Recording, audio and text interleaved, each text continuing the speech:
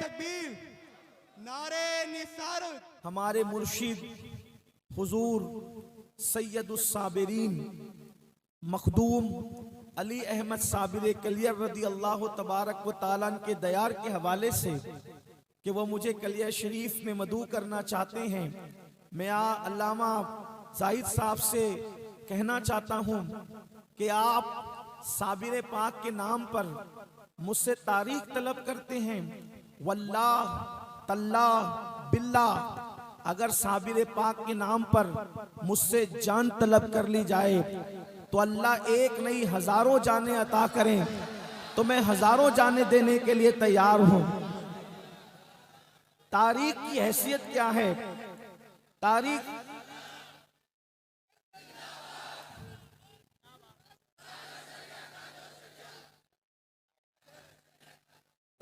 کی کیا حیثیت ہے؟ ہماری جھولیوں میں جو کچھ ہے اسی بارگاہ کا صدقہ ہے، اس لیے کہ ہندوستان کی سرزمین پر اگر پہلی مرتبہ قادریت اور چشتیت کا کہیں سنگم ہوا ہے تو وہ بارگاہ صابر پاک ہے۔ اس کی وجہ یہ ہے کہ وہ مشرب کے اعتبار سے چشتی ہیں، یعنی غریب نواز کے مرید سرکار قطب پاک کے مرید سرکار فرید الدین، اور فرید الدین کے مرید سرکار مخدوم علی احمد صابر کلیر، اور یہ چشتیت کا ان کا مشربی سلسلہ ہے، شجرہ ہے، اور نسب کے اعتبار سے وہ ہمارے مرشد سرکار غوث اعظم کی اولاد میں سے ہیں۔ غوث پاک کے بیٹے سید عبد الوہاب جیلانی، ان کے بیٹے عبد الرحیم عبد السلام، ان کے بیٹے سیدنا صابر کلیری رضی اللہ تعالیٰ عنہ، یعنی ہند کی سرزمین نے سب سے پہلے اگر قادریت اور چشتیت کو ایک جگہ جمع ہوتے ہوئے دیکھا ہے تو وہ ذات سیدنا صابر کلیر کی ہے، یعنی کہ صابر کو دیکھو تو ایسا نظر آئے کہ جلوہ غریب نواز بھی ہے اور جلوہ غوث اعظم بھی۔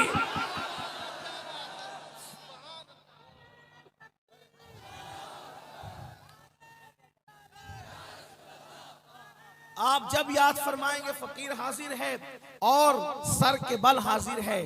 میرے آقا صلی اللہ علیہ وآلہ وسلم کے دیوانوں، آج کی یہ محفل چونکہ اصلاح عقائد و اعمال کے حوالے سے ہے اور مجھ سے پیشتر آپ نے علامہ موصوف کی گفتگو سرکار غوثیت ماں پر سماعت کر لی ہے، اس لیے میں کچھ اپنے انداز کے مطابق، چونکہ میں کوئی محقق اور کوئی خطیب اور ادیب ہوں بھی نہیں، بس ٹوٹے ہوئے دل کے ایک فریاد آپ کے دل کے دروازوں پر لے کر کے حاضر ہوں۔ میں نے جس آیے کریمہ کی تلاوت کی ہے، معاشرے کی اصلاح پوری دنیا چاہتی ہے، کسی مذہب کا انسان ہو، کسی مسلک کا انسان ہو، کسی خطے کا انسان ہو، کسی قبیلے کا انسان ہو، ہر انسان چاہتا ہے معاشرے کی اصلاح ہو۔ اس کی وجہ یہ ہے کہ معاشرہ سدھرے گا تو بستیاں سدھرے گی، بستیاں سدھرے گی تو شہر سدھریں گے، شہر سدھریں گے تو ممالک سدھریں گے، اس لیے کہ قتل کسی مذہب نے پسند نہیں کیا ہے، قتل کو ہر مذہب برا جانتا ہے، شراب نوشی کو ہر مذہب برا جانتا ہے، زنا اور بدکاری کو ہر مذہب برا جانتا ہے، یہ وہ جرائم ہے، کوئی مذہب اس کی تائید نہیں کر سکتا۔ لیکن ایک بات آپ سے کہنا چاہتا ہوں، دنیا جرائم سے بھر رہی ہے، دنیا گناہوں سے بھر رہی ہے، گناہوں کا تعفن، گناہوں کی بدبو اس قدر لوگوں کو تکلیف پہنچا رہی ہے کہ ہر شریف النفس انسان، چاہے وہ کسی مذہب کا ہو، کسی مذہب کا ماننے والا ہو، اگر نفس کے اعتبار سے اس میں کچھ تھوڑی بہت شرافت ہے تو وہ چاہتا ہے کہ گناہوں کا خاتمہ ہو جائے، جرائم کا خاتمہ ہو جائے، پاپ کا خاتمہ ہو جائے۔ کون نہیں چاہتا کہ چوری ختم ہو؟ کون نہیں چاہتا ڈکیتی ختم ہو؟ کون نہیں چاہتا زنا ختم ہو؟ کون نہیں چاہتا جوا ختم ہو؟ کون نہیں چاہتا شراب ختم ہو؟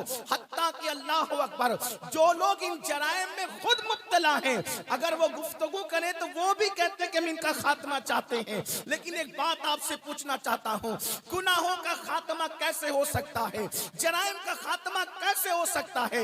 एक बात आपसे अर्ज करना चाहता हूँ, किसी मजहब में गुनाह का वो इलाज मौजूद नहीं है जो आपके और हमारे मजहब इस्लाम के अंदर मौजूद है। अल्लाह अकबर। आज ये मैं आपको बताऊं, इंसान गुनाह क्यों करता है, गुनाह करने की वजह क्या है? देखो, कहाँ करप्शन कहाँ होता है, जराइम कहाँ होते हैं, गुनाह कहाँ होते हैं। एक सबसे बड़ी बात अर्ज करना चाहता हूँ, अगर टीचर क्लासरूम के अंदर मौजूद नहीं है तो बच्चे शरारत जरूर करेंगे। कोई कुर्सी तोड़ेगा, कोई उस्ताद की नकल बनाएगा, कोई एक दूसरे के साथ मारपीट करेगा। वजह कि उस्ताद क्लासरूम में मौजूद नहीं है, मतलब ये है उस्ताद देख रहा है, ये तसव्वुर खत्म हुआ तो जराइम क्लासरूम के अंदर जन्म लेते हैं। कोई किसी को मार रहा है, कोई किसी को पीट रहा है, कोई किसी को तकलीफ दे रहा है। पता क्या चला? कोई देख रहा है। इस तसव्वुर के खात्मे ने गुनाह को जन्म दिया। इसी तरीके से आप देखें, हमारे प्यारे भारत मुल्क हिंदुस्तान का कानून है, और भी ममालिक में होगा, लेकिन हमारे भारत की बात हम करते हैं। मुल्क हिंदुस्तान का कानून है और बड़ा खूबसूरत कानून है। हिंदुस्तान के बहुत सारे कवानीन ऐसे हैं जो हिंदुस्तान को पूरी दुनिया में मुमताज करते हैं। मिसाल के तौर पर एक इंसान के लिए ये है, अगर वो बाइक चलाए तो उसको हेलमेट पहनना जरूरी है। अगर हेलमेट न पहनेगा तो उसके लिए पेनल्टी होगी, उसके लिए कोई जुर्माना होगा। आप देखें, अगर बाइक चलाने वाला बंदा अगरचे वो हेलमेट के फायदे और नुकसानात से नावाकिफ है, हमारे बच्चों को नहीं पता, हमारे जवानों को नहीं पता, हेलमेट के फवायद हमारे लिए हैं, लेकिन अगर उसको ये पता है कि पॉइंट पर पुलिस मौजूद नहीं है तो वो हेलमेट नहीं पहनेगा। और अगर उसको ये पता है कि पॉइंट पुलिस मौजूद है और वहां जुर्माना और सजा का कोई तसव्वुर है तो फौरी तौर पर वो बाइक रोकेगा और हेलमेट पहनेगा। पता चला जुर्म क्यों हुआ? इसलिए कि कोई देख रहा है। इस तसव्वुर से दूर हुआ तो इंसान हेलमेट से दूर हुआ, यानी कानून शिकनी उसने की। मतलब क्या बात समझ में आ रही है? एक बेटा अगर सिगरेट पी रहा है तो उसको ये समझ में आ रहा है अब्बा नहीं देख रहे हैं, इसलिए तो वो सिगरेट पी रहा है। खुद सिगरेट पी रहा था, अब्बा चले आए, अभी जायज और नाजायज की बात नहीं करता, फौरी तौर पर हाथ पीछे करेगा और जल्दी से फेंक देगा। आप मुझे बताएं, किस तसव्वुर ने उसको सिगरेट पिलाया और किस तसव्वुर ने सिगरेट से रोका? तसव्वुर ये था अब्बा नहीं देख रहे हैं, हाथ में सिगरेट आ गई, और जैसे ही तसव्वुर आया अब्बा देख रहे हैं, किसी मुकर्रिर की जरूरत नहीं पड़ी, किसी खतीब की जरूरत नहीं पड़ी, किसी नासिर की जरूरत नहीं पड़ी, अब्बा देख रहे हैं, फौरी तौर पर हाथ से सिगरेट छूट गई। पता क्या चला? कोई मुअज़्ज़ज़ देख रहा है, ये तसव्वुर उस्ताद देख रहा है, क्लासरूम के अंदर शरारत नहीं होती, पॉइंट पुलिस देख रहा है, कानून शिकनी नहीं होती, अब्बा देख रहे हैं, इंसान सिगरेट नहीं पीता, तो दुनिया में गुनाह क्यों आम हो रहे हैं? याद रखना, दुनिया के अंदर लोगों ने साइंस के नाम पे तरक्की की, टेक्नोलॉजी के नाम पे तरक्की की, लोगों ने अल्लाह अकबर इंसान के दिल को सीना चीर करके बाहर निकालकर बाईपास का ऑपरेशन तो किया, इंसान ने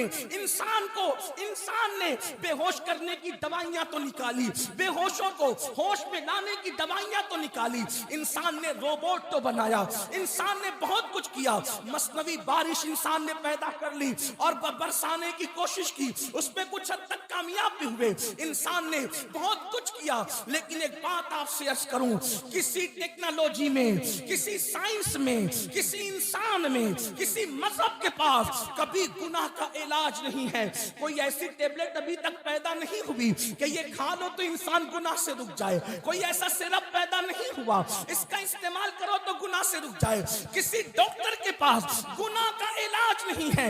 मुसलमानों, नाश करो अपने मजहब पर और नाश करो पैगंबर इस्लाम की जात पर कि अल्लाहु अकबर, जिसका इलाज क़यामत तक न किसी साइंस के पास है, न किसी डॉक्टर के पास है, न किसी इंजीनियर के पास है, उस गुनाह का इलाज सिर्फ और सिर्फ मजहब इस्लाम के पास है। अगर तुम्हें ये पता है अल्लाहु अकबर कि कोई देख रहा है, इसका तसव्वुर کفر انسان کو گناہ سے روک دیتا ہے، تو اسلام کہتا ہے بندے تجھے باپ دیکھے نہ دیکھے، تجھے ماں دیکھے نہ دیکھے، تجھے پولیس دیکھے نہ دیکھے، تجھے بھائی دیکھے نہ دیکھے، تجھے استاد دیکھے نہ دیکھے، اللہ کا قرآن کہتا ہے ہوا معکم اینما کنتم، تم جہاں کہیں ہو اللہ تمہارے ساتھ ہے۔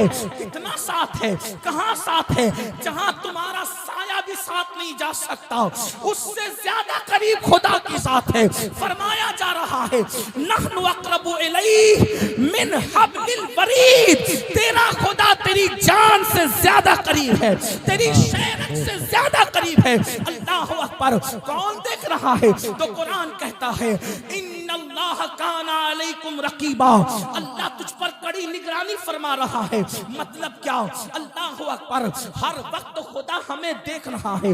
کون خدا دیکھ رہا ہے؟ کون رب دیکھ رہا ہے؟ وہ اللہ جس نے نبیوں کو نبوت عطا کی، کون اللہ جس نے رسولوں کو رسالت عطا کی، کون اللہ جس نے کن کہہ کر اتنا بڑا آسمان پیدا کیا۔ چیلنج ہے بڑے بڑے انجینئروں کو کہ چھوٹی سی چھت بناتے ہیں تو کتنے پیلر لگاتے ہیں، یہ میرا اللہ ہے، بغیر پیلر کے آسمان کو اس نے بلند کر دیا ہے۔ یہ میرا اللہ ہے جس نے شفق کا جمال پیدا کیا، یہ میرا اللہ ہے جس نے افق کی سرخیاں پیدا کی، یہ میرا اللہ ہے جس نے ستاروں کی انجمن سجائی، یہ میرا اللہ ہے جس نے زمین کا بچھونا بچھایا، یہ میرا اللہ ہے جو بارش کو برساتا ہے۔ بارش برستی ہے تو دھار کی شکل میں نہیں برستی، جبکہ فطرت ہے کہ جب پانی اوپر سے نیچے گرتا ہے تو دھار کی شکل میں گرتا ہے۔ وہ کون ہے اتنے بلند آسمان سے پانی برساتا ہے تو دھار دھار نہیں بلکہ قطرے قطرے برساتا ہے، اسی کو اللہ کہتے ہیں۔